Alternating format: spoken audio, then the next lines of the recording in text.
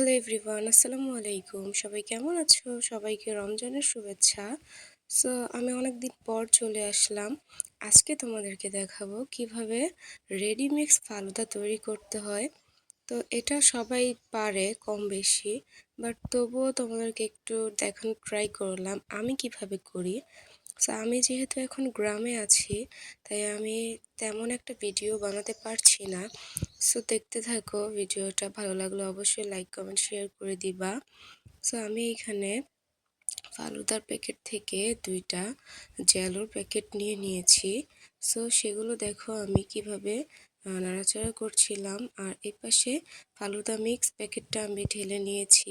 অন্যদিকে আমি চুলা থেকে জেলিগুলো নামিয়ে নিয়েছি। তারপর আমি একটি পাত্রে দুধ ঢেলে নিচ্ছি। দুধগুলোকে আমি খুব ভালোভাবে জাল করে নিব। ভালোভাবে জাল হয়ে গেলে ফালুদা মিক্সগুলোকে ঢেলে দিব। তারপর কিছুক্ষণ ঢেকে রাখবো। বেশি নাড়াচাড়া করব না, তাহলে কিন্তু একদমই গলে যাবে। তো দেখো আমি হয়ে গেছে, নামিয়ে নিয়েছি। এরপর আমার জেলিগুলো হয়ে গিয়েছে, সমানভাবে ছোট ছোট করে আমি পিস করে কেটে নিচ্ছি।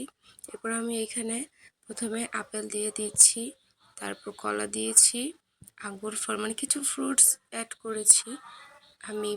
আরও কিছু ফ্রুট অ্যাড করলে খুবই মজা লাগতো, আর আইসক্রিম অ্যাড করলেও খুব মজা লাগতো, বাট আমি সেটা করিনি।